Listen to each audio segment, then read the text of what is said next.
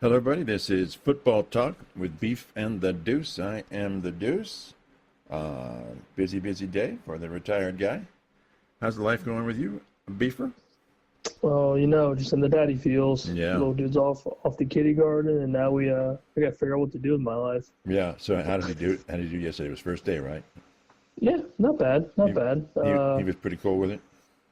Yeah, he was ready to go, and then Yeah. of course he had one bad moment, I guess you could say, at school where he maybe shoved a kid or something, but there was a reason. There was a reason behind why he did it. Sure, there's always a reason. Yeah. Okay. There's always a reason, and typical first day. I guess it's never perfect. So That's right. as long as he's happy. Yeah, he wasn't freaking out. That's good.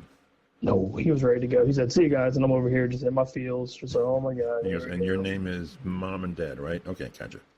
Yep. Like, oh god. Like, here we go. Yeah. So it's the first goodbye, I There guess you you go. can call it. So. Good stuff. It goes by fast. Absolutely. Very fast. So let's talk OSU here again. We're playing Texas. Our buddy Bob, Florida Bob, had an interesting question. What would be the first play for OSU on offense in this game? He said it's going to be Julian Sang running the ball. I assume that means it's a planned run. Mm-hmm. That's intriguing. He doesn't seem like that running kind of guy, but there we go. Beef, any idea on that? What you think they might do right off the bat? I'm thinking first play, see if their defense can stop Jeremiah Smith. I think it's just a nice little slant route, little 5-7 yard slant route, and then go from there. So I think it's establish the best player on the field and see what Texas does. Okay. That's kind of my thought. I'm sort of in that vein. Who's the Bucs' number 2 receiver?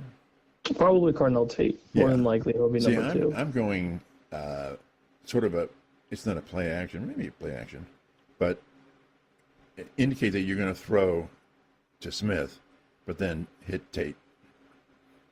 So in other words, threaten Smith, but then maybe go underneath or whatever with Tate. More than likely he'll be 1-on-1, so he'll probably win that battle 10 times out of 10. Yeah, I'm not against going with Smith at all, but everyone's he's the focus, right? So.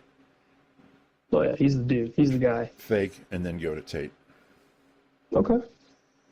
I don't disagree. I think any of those three, I could say like probably. But you don't see them giving it to a running back per se. I don't think off the rip. I think they're going to want to establish the pass and then open up the run game. I think so. It's not as much, I guess, pressure on the younger-ish backfielding that we have. I think more than likely Donaldson will be the 1B with Peoples being the 1A. It's kind of my thought. Okay. Good stuff. Anything else? Any news about the game coming up here? Well, I mean, Sain's officially the starter, so we've established that. Yeah. And there's some talk about just the game in general and like the point spread and how we did our point predictions or whatever here recently. Mm-hmm. What's Vegas saying? And Vegas is as of right now, let me see if I can pull up the over-under to get the exact number, but a lot of people are taking the under for point total, which you guys are giving me my shit because I have the lowest point total amongst the us four, I guess you can say.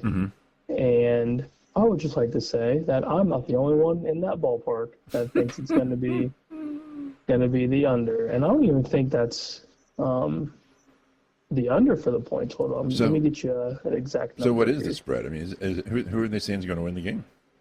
So they got OSU favored 122, and the over-under is 47.5.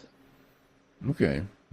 And if I'm not mistaken, I'm pretty sure I'm at 52 total points, so that's over. Yeah. And you guys thought I was crazy. You are. That's just fine. I'll take it. Okay. So it looks like as of right now, spread is 2.5 for Ohio State. That's nothing. And that's a home field advantage. And then the point total is slightly favoring the over of 47.5. Okay, so it's favoring over that amount. So it would be more like Yes. us three crazy guys. And more than likely, well, technically it's all of us because I'm at 52. Yeah, that's true. And you guys are way into the 60s, like a couple of psychos. When it's true. But I mean, it's looking, as of right now, OSU is favored, and that's slightly because it's in the shoe. I think if it was Texas, it'd be flipped. So why do you think Vegas has it under so much? Because it's the first big game. It's a 1 versus 3, so you have a top 5 matchup. If it wasn't the first game of the season, I could see more points because the offenses would be more established, more kind of in that synergy, if you will. Yeah. And it's Arch Manning and Julian Sain's first career big start. Yeah. Not just overall start, but this is Biggies. This is massive. This is the game of the weekend. Yeah. And I'm not going to say that OSU doesn't traditionally play exceptionally well at the beginning of the season. I know there's always headaches with us in the opener, especially in the beginning of those games. So that kind of worries me a little bit. But we also have the best player in the country, and arguably one of the best, if not the best right now for football coaches, with Ryan Day, depending on who you talk to. And a very established offensive game plan for the most part, with Hartline and Day kind of going back and forth, I would assume, early on in the beginning of the season. So I don't think the offense will fail us. I'm more worried about the replacements on the defensive side with Matt Patricia, and wondering if that game plan works. What do you think his defensive scheme will be? Man or zone? For early on, I would like to see a little bit of man, and then adjust from there, because I think playing aggressive early on could be beneficial. And then I think more so because Texas is replacing a lot on the offensive side of the ball. So I think with that being the first game of the season, if you play aggressive, especially on the outsides, play a little bit more man, I think that could possibly throw off Manning and a little bit of that timing that he's built with the current personnel. Especially in a big atmosphere oh God, I hope so. Just to see what Manning will do. And he's obviously a dual threat, and he's going to get some yardage on his feet. I want to see what he does. I want to see with a Big Ten defense. We still have good personnel. It's not like they're completely unknown. Right. But yeah, like send somebody like a Caleb Downs through the gaps and see what happens. Or K Curry on the outside and see what he does. Do we assign like a linebacker to be a constant spy on Manning? I wouldn't say initially. Maybe if it comes to be that way and he's just running all over us, similar to like Trevor Lawrence back in the day when we played Clemson, he's all over us with his legs. Then maybe you adjust from there. But I would like to see a little bit of aggressiveness. Come out swinging and see what happens. Because if you lose a close game, obviously we don't want to lose. But if it is a close game and we played a little more aggressive than usual, I'd much rather be okay with losing by 3. But we played aggressive and shook Manning, and they just they had one play where it kind of took the game over. Yeah. Sort of thing. Yeah. Instead of just playing soft and he's just picking us apart. I would much rather lose aggressively than just be pushed over. What about the LSU is playing Clemson? I think it's Florida, possibly. I thought it was either Notre Dame or Clemson that LSU was. Let me see here. I'm pulling up the entire slate. It says LSU Clemson. You're right. What do you think about that game? That's biggie. I like Clemson at home. Really? Okay. I like them at home. If it was flipped, I would take LSU at home. But so whoever you give the home field advantage, especially in the first week, where for a game like that, I usually tend to favor the home team. And according to DraftKings, they're favored 166, and spread is about 4 points right now. Okay. Very interesting. Any other college stuff that's intriguing you? I mean, week 0 is this weekend, so it'll be a little interesting to kind of see the the Dublin Ireland game, Yeah. Kansas State, Iowa State. Mm-hmm. I think it's top 25. I don't know too much about what they have to offer. I mean, Iowa State's replenishing their receiver room. I believe Kansas State's replacing a little bit on the offensive side as well. But again, it's the first game of the season. I guess first big game of the season for it being week 0. And football's back. That's the most important thing. Football's finally back. Now I can sit in my finished basement and never leave. Give me your take on the NCAA Michigan findings. Oh God! What do you, Jesus come on now. Christ. I just wanted to piss you off early. Get that out of the way. It's pitiful. It's truly pitiful. Now I don't hate the fine aspect. $20 million is a lot of money, so that's I'm okay with that. So that hurts the kind of the NIL funds or kind of whatever they're planning to do with $20 million. But Michigan can cover that easily. Yeah, easily. What annoys me is dating back to like the OSU suspension, where we just got undefeated team, did nothing. We couldn't do a damn thing with an undefeated team that could have won, probably would have won the national championship that year. Yeah. I think what annoys me more is when Jim Trussell got his thing. Mm-hmm. He goes to Indianapolis and does the was it like the replay specialist or whatever it was. Mm-hmm. He couldn't do it because that suspension or whatever that he got dinged from translated over to the NFL per Roger Goodell. That's not happening here with Harbaugh. It should be a very similar translation of punishment, and it's not happening.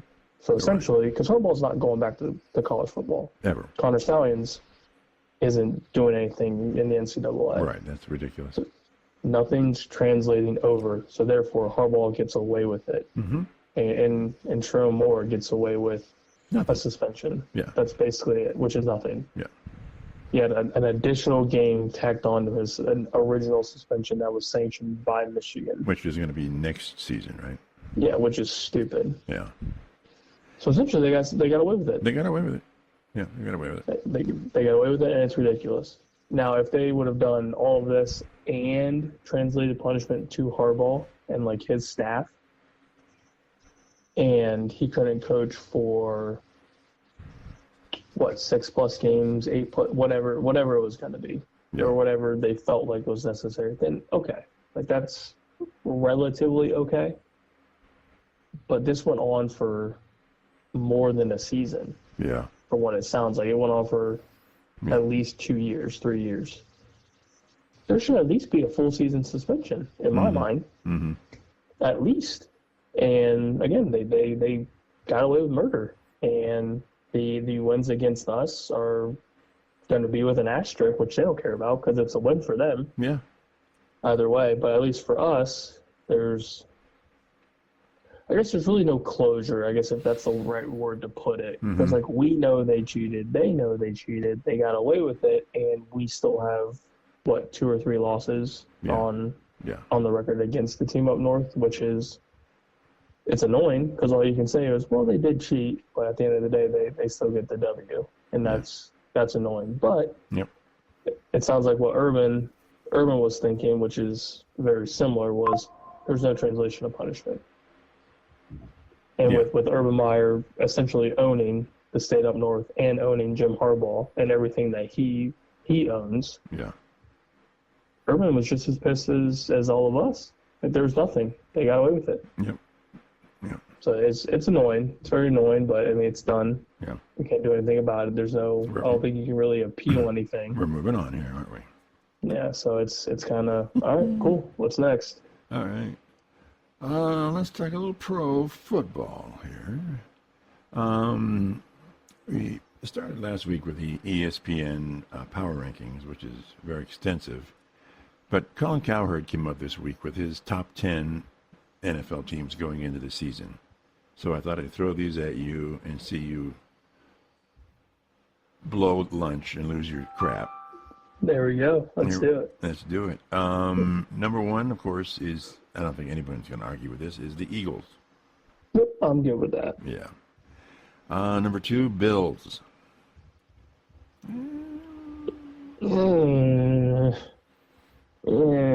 Cook's I'm not back. really sure. They got his contract. Cook has his contract. He's a good running back. I don't really know. I'm not a huge fan of the Bills at 2. Who do you think is 2? I still think Chiefs deserve the 2 spot. Okay. I still think they deserve the 2. All right. He's got 3 Ravens, Baltimore Ravens. Yeah, I'm good with that. I think that's fine. They still have arguably the best running back. Mm-hmm. And him and Lamar together are, at least in the regular season, dominant. Very, very dominant. Yeah. They just got to figure out this defense, or especially the secondary, that they can't not give up points, which I'm assuming will change going into this season since they addressed it. Mm-hmm. So I'm good with 3. I'm good with 3. That's fine. Okay. This got me. He has 4 Broncos. I'm like, Broncos at 4? I would put the Bills at 4. Okay. I think that's fair. Do you have Broncos in top 10?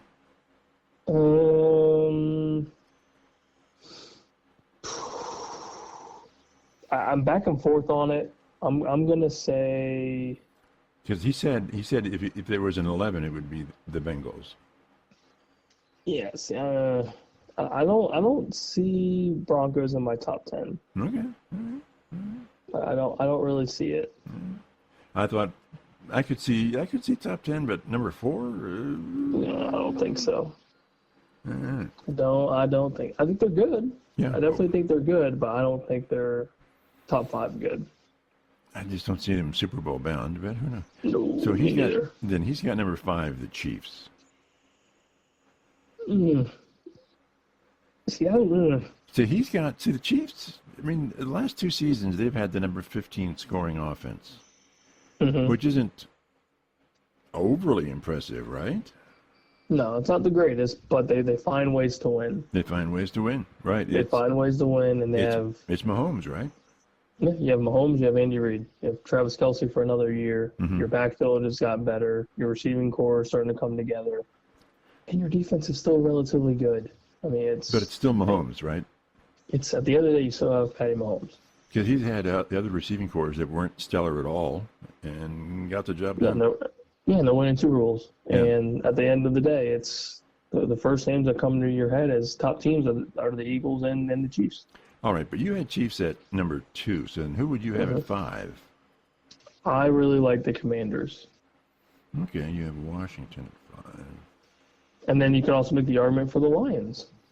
Well, we'll get to them. And then he's got Seattle at 6. I think that's crazy. I think that's insane. How do you think that? I think that's absolutely insane because I don't believe in the one-hit wonder. I don't think Darnold's the answer for that offense. I probably wouldn't even have them in the top 10. Yeah. It was kind of a shocker to me. So then, who would you have at 6 then? I'd have the Bengals. You'd have the Bengals at 6. I'd have the Bengals. Okay. All right. At 7, he has the Commanders. Then you have the Commanders at 5. So then, who would you bump into 7? I'd have the Rams. If it's a healthy Matt Stafford, I'd have the Rams. All right. Well, he's got the Rams at 8. So who would you then have at 8? Since it's Commanders at 5, I'll have Lions at 8.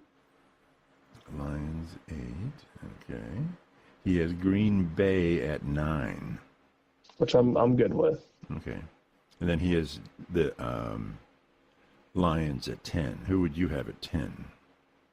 So I'm stuck between the Chargers and the Bengals. Or not the Bengals, the Buccaneers. Chargers and Buccaneers. Oof. Well, make a decision then. You would have okay, well, they're just because they're going to win that division, are they really a top 10 team? If the offense gets healthy, which I think they will, so that means you have a healthy Baker, Godwin, Evans, Bucky Irving, and Mecca Ibuka. That offense alone is gross. Mm-hmm. And they've played well with that core for the last couple of seasons. They've just kind of run into buzzsaws in the playoffs. But yeah, I think overall, I like that offense a little more than the Chargers, just because they're kind of piecing everything together now. Mm-hmm. And as much as I like Bo Nix and the Broncos, the offense, I mean, this is year 2 for Bo, so I'm expecting some sort of decline. Okay. Which is typical. I mean, I think Jaden Daniels is going to have a little bit of a decline, but that team as a whole is really good. And I think Dan Quinn and that whole coaching staff has something going, and they continue to get better.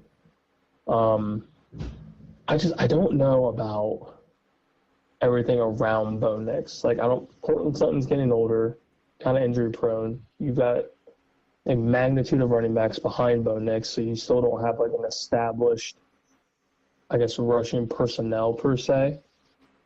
And then, like, who else is there with Courtland Sutton for the receiving core? Like, their defense is fine, but I don't believe in the entire offense right now. Even though Bo Nix played well last year and that team got real hot at the end, I like either the Chargers or the Buccaneers just a little bit more.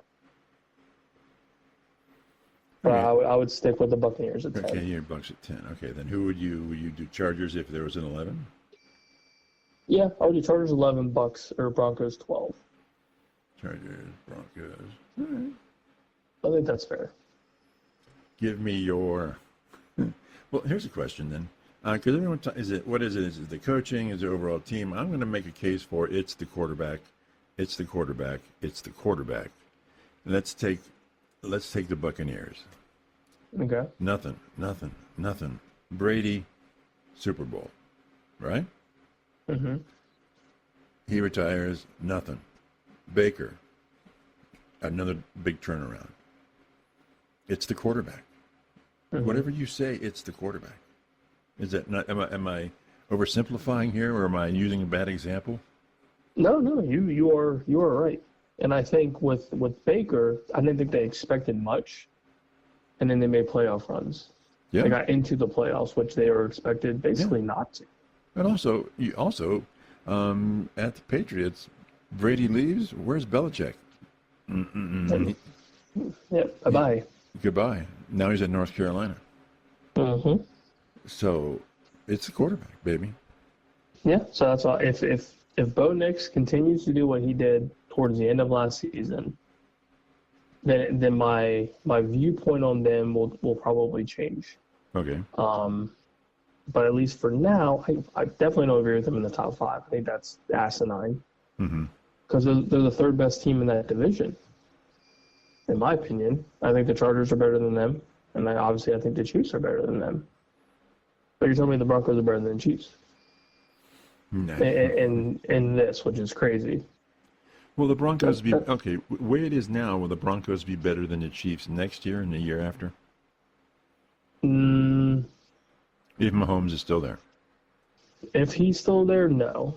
If he's gone, then obviously that's a yes. But I think Mahomes is just, I mean, obviously he's just better as a player, but I think he makes everybody around him better.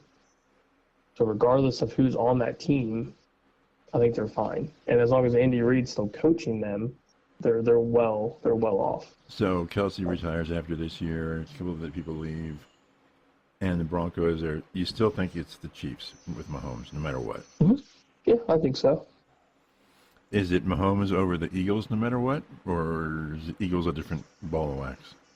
I think the Eagles are just a whole different team because they're great on both sides of the football. Yeah. And they continue to get better. Yeah. The Chiefs are kind of just like, they're just there. And then it picks up towards like that playoff time, and it's just like a switch. Yeah. Yeah, I mean, they make it into the playoffs, but then it's in the playoffs, they're just incredible.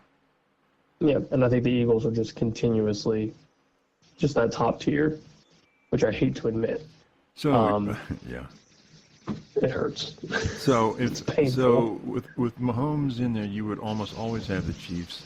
The way it is now, you would have Eagles-Chiefs with Mahomes, no matter what, right? Mm-hmm. Yeah, I think so. Until both of them get knocked off somehow by somebody other than themselves, then those are my top two. So then talk to me about the problem with the Bengals that you love. Their defense that defense looked so bad in that preseason game, so bad. And they just it's like they were playing 11 and then they were 7. I don't know. It scares me. I mean, it's good. And what was it? Aikman he's like, look, how can you have probably the best quarterback in the league and still not make the playoffs? That's just the weirdest thing ever, that you don't at least make the playoffs. It's a problem. It's definitely a problem. It's a problem. Thank you very much, Mr. Obvious. Yes, you're welcome. But and then they don't sign Hendrickson. They're terrible. Yeah, now they're looking they're entertaining trade offers, and it's just a mess. But you still I mean, I don't feel nearly as confident. But I still believe in that offense. So you think the offense is better now than last year? I think the offense is going to continue to get better. Especially if Higgins stays healthy, which that's been an issue. Right. If Chase Brown can stay healthy, offensive line continues to get somewhat better, I think. Then yeah, I think the offense can prevail. I'm not going to say that they're going to go. What did we have them going, like 14-3 or whatever the record was? Did they go 9-8, don't make the playoffs, or 10-7 and squeak in? I think I could say 10-7, 11-6 is probably fair, just because now this defense is crumbling more so than I expected. So you think with the defense that bad, giving up near 40 points a game, you're still saying 11-6 for them? Yeah, I think so. I think I know I love me some Joey B, but I can't see 2 years in a row when you have, like you said, almost if not the best quarterback in the NFL. Yeah. Going back-to-back seasons with not reaching the playoffs. Yeah. I find that hard to believe, because they started off so bad last year, and there was close losses, and then they had a couple of losses where they shouldn't have lost the game. The defense just shit the bed. Yeah, completely. But towards the end, everything kind of synced. Defense went a little bit better. Offense just caught on fire. Oh yeah. Crazy. And then the rest is history. Yeah. They needed the Chiefs to beat the Broncos, and that didn't happen. And then they're outside looking in. Yeah. So if it's anything like last year towards the end, I don't feel that nervous, because they did play better. Overall, they played better. Mm-hmm. The Hendrickson thing is very interesting to me. I don't understand why it's a continued issue. But I guess we'll see at the end of the day. If they can keep him somehow, that's great. If not, then that's a pretty big hole to fill, and I'm not sure how they're gonna fill it. Yeah. Who will be in the NFC Conference Championship game? Two teams, Eagles and.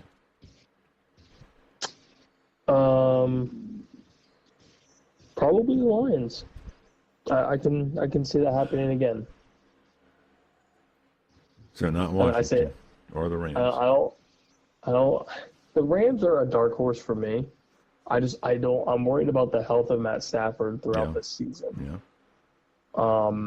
And I think the Lions still have a lot to prove. All right. And after the crippling loss that they had last year, I think that fire is still there, and I think they have possibly I shouldn't even say possibly. You have a top 5 head coach in Dan Campbell, and even without Ben Johnson, your offense is still top tier. Yeah. It's not like they lost players. I mean, they re-signed the guys that they need to re-sign. It's just the offensive game plan may or may not be a little bit different. But at the end of the day, you still have your personnel, you still have your head coach, and as long as the defense just continues to get a little bit better and they don't give up a ton of points, kind of similar to the Bengals but not as bad, then they'll be fine. But Jared Goff just has to continue to play as well as he has for the Lions, and the running attack, I think, needs to be priority one. Once they got that rushing attack going, everything else opens up, and I mean, you can't really stop the dual-threaded offense that they have. I mean, it's almost as good as Philadelphia's. I mean, Philadelphia's rushing attack is top tier, and if that passing attack continues to keep going the way that I'm assuming it will, I mean, the Eagles are going to be unstoppable. But I think the Lions are the closest threat to topping them in the NFC. I don't see anybody else relatively close. Maybe the Commanders. But that's tough going into just year 2 with Jane Daniels. Okay. So who do you think the Eagles and the Lions will beat in the division round?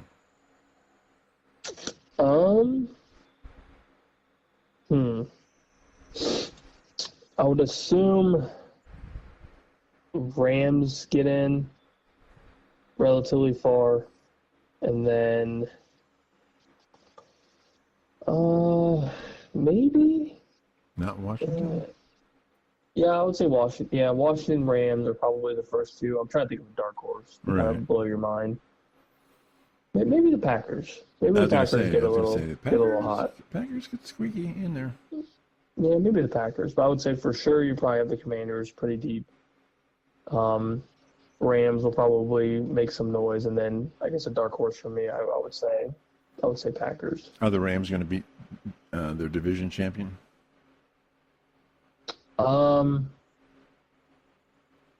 I could see them winning the division. I like the Niners. Yeah. I don't know about health-wise. I mean, the Niners still concern me a little bit health-wise. So at least if I could just have some sort of assumption that the Niners are just well off health-wise, and they would be a top 10 team for me. Okay. But them having the lack of receiving core, is Brandon Ayuk still hurt, and all you have is Purdy, Kittle, and McCaffrey, and maybe Ricky Pearsall. That's not enough for me to say, yeah, you guys could beat the Rams. So as much as I love Brock Purdy and Christian McCaffrey, so it's tough. A healthy 49er still is still not in your top 10, not even in your top 12. If you could tell me right now, they're fully healthy. Brandon Ayuk's good, CMC's good, Kittle's good, Pearsall's good, offensive line's fine. Then they would easily be in my top 10. Okay. Then I would shake up the rankings a little bit, but as of right now, it's hard to tell what's going on with them. Okay. AFC, you would have the Chiefs playing whom? Baltimore? Bills got to get in. Bills got to do something. Bills. I would say Bills, Bengals, one of the two. In the AFC Championship game, the Cincinnati Bengals. Why not? Why not? No defense, perhaps, maybe? I don't know. I mean, look at the Ravens. The Ravens are a prime example of a team that should have made it all the way, and they just never do. But I don't know what it is. I think they're allergic to the conference championship game. I have no idea.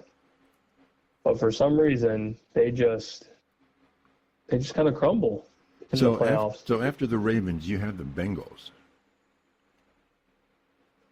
Why not? Why not the Bengals and Bills? They have no defense. They've got no defense. They're going to get killed. I'm sticking to it. just jot it down in your notes. I am. So you have Chiefs, Bengals in the conference championship game. Let's do it. Let's get away with it. Who are the Chiefs and the Bengals going to win to get in there? You're out of your mind, dude. That's fine. I've heard you say crazier things. I promise. No, I'm a Browns fan. How could that possibly be? I'm gonna say. Let me think of some. I'm stuck between the Broncos and the Chargers. I would like to see the Chargers. I think Herbert's finally got a team around him that can do something. So you're in positive. Chargers. And who's in the other team? Obviously, the Bills are in there. Bills are in there. And then I know you're going to laugh, and I'm waiting for it. But if a healthy Dolphins team can do something, Oh, get out! Get the hell out of here! That's the darkest of dark horses. All right. Darkest of dark horses. Then where do you have? So you have them making the playoffs. Insanity. Where would you have them in your power rankings? Oh, they're outside. That's what I'm saying. They're a dark horse. I'm not saying it's going to happen. It's not. But they're not dark. The lights are out for them. Yeah, well, that's Tua's brain. Tua's brain is just. Well, But if they're, I mean, here's my thought process behind it. So please reveal your thought process. Just hang on. Just hold on. I'm hanging on like a thread here. So coaching staff's probably on their last leg here because there hasn't been anything positive in the last couple of seasons. So a bad coaching staff. So a bad coaching staff that needs something positive. So backs are against the wall, pants on fire. Like we got to do something. Mm-hmm. So there's some motive there to actually play well and make some noise so they can keep their damn jobs. Okay. A healthy Tua with that offense, the offense is pretty good. And better than the Bills and Chargers? Yeah, I'm getting there. Okay. And defense doesn't play terribly awful. And all they need is just a little bit of momentum, I think. To make a little bit of noise. Solid rushing attack, fast on the outside, and you keep Tua healthy and not on his back or his head in the dirt. Mm-hmm. They're able to beat most teams. It's just lately it's been injury prone. It's been what else? Make a list of what's been going on with the Dolphins. Right, that's okay. Got it. But how are they getting into the playoffs? The Bills are going to win the division. Let's assume that, right? Mm-hmm. More than likely they will. And it's going to be Bengals and Ravens in the playoffs, right? One way or the other. So there's one wild card team down. You've got Chargers. So you got Chargers, and let's say the Bengals, 2 wild card. You're looking for one more wild card team, and you're saying it's not going to be the Broncos. It's going to be Miami. The Miami Dolphins Over the Broncos. Why not? Why not? So you've got. Why not? Because it's not going to happen. Again, it's just a dark horse, dart at a wall. Okay, so you've got who the Chiefs going to beat and the Bengals going to beat to get into the championship game. You've got 3 potential teams: Chargers, Bills, Dolphins. I would say probably Chargers, Bills. What happened to your Dolphins? You just saying the Dolphins? Yeah, I'm saying that it's a dark horse. I don't think it's going to happen. But why not? So your dark horse to get give me your NFC dark horse to get in the playoffs. Why not the Bears? Okay. And instead of the Packers, maybe it's the Bears. So you're saying Lions win the division. Probably Green Bay gets in. More than likely they get in, but instead of the Packers, maybe it's the Bears. Or even darker horse, the Vikings. And nobody else on the West Coast. Not Seattle. No, I don't think Seattle. Okay. And the Rams. Definitely not. And I mean, I think the Rams will win the division. Rams win the division. Yeah, I think they win the division, and then I think the Niners just barely lose out. I think record-wise they'll be above 500. But I don't think they'll have enough wins to overtop whoever, unless they get healthy and then they start making their run, which is, kind of been their Achilles heel has been healthy personnel. But yeah, it's a dark horse for a reason. I don't believe it's gonna necessarily happen. But yeah, like Vikings, Bears, why not? Why not? So Bears is your dark horse. Give me the bottom team in each division. I'm gonna say. Let's go with Browns, right? Yeah, we'll go Browns for the North. I would assume Jets for the East. Okay. West, I feel like that's pretty easy. I think it's probably Vegas. Yeah. And then South, probably the Titans. Yeah. Yeah. More than likely. And then, let's see, NFC North, I'm going to say Vikings are last. Giants will be last in the East. West will probably be Cardinals. And then South, it's probably the Saints. Okay. So I don't even think the Saints have a walking quarterback at this point. Yeah. It's pretty atrocious. Do you think Atlanta even competes for the division? I think so. I think they compete. I just think the Bucs just have a better team overall. Oh yeah. When they're healthy.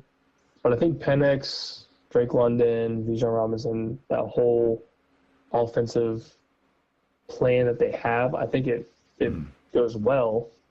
But I don't see them. I don't see Penix outperforming Baker at the end of the day. Right. Yeah, I don't either. Okay. Interesting. Now, the biggest question of all: who has the worst uniforms? And it's got to be one. We got in the Big Ten, worst uniform; SEC, worst uniform; NFL, worst uniform in the AFC and NFC. All right. So you want to start with college football then? Go for it. Oh God, the worst uniform. I gotta say it's Michigan's. I hate it. I think it's gross. I think it's absolutely atrocious. I think Penn State's are super boring. Well, yeah. I hate those. Those are like flashback to a previous century. Yeah. I hate those two personally. Okay. I hate the navy blue. I think it looks gross.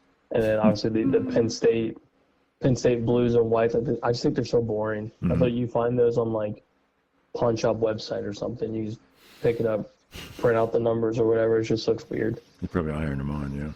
Yes, stupid. So, SEC then. I'm not a huge fan of the Vanderbilt uniforms. I think they're kind of boring. And I don't know. I'm not a huge fan of the, I guess, like third tier gold or whatever you want to call them. Mm-hmm. I think it looks a little weird. I'm not, as much as I like Old Miss, their uniforms kind of leave me going, huh? Oh, I love them. It's like love they're complicated. I like the little baby blues that they have are probably my favorite. Okay. So you would think that's almost the best in that division, in that conference? Kinda. I mean, South Carolina's are ugly to me too. Yeah. Missouri's I'm not a huge fan of either. Yeah. But yeah, I don't like the Vanderbilts. You're a Vandy. Okay. I'm not a huge fan. Close second is South Carolina's. I think theirs are pretty ugly too. Okay. NFL, AFC. Ugliest uniforms in the AFC. Gotta be the Titans. It's just gotta be the Titans. You don't like them? No. Really? No. Interesting. No, ugly. That's so strange. AFC. God, I'm sorry. I hate the Browns. Okay. All right. I despise them. I like what the Titans have done with their newer concept. Uh-huh. I think I like the throwbacks a little bit more, like the McNairs, Eddie George, like those uniforms. But I think they're getting better with what they've got right now. But I think the Browns and the helmet just looks like baby vomit to me. Okay. All right, NFC. Ooh, goodness. I'm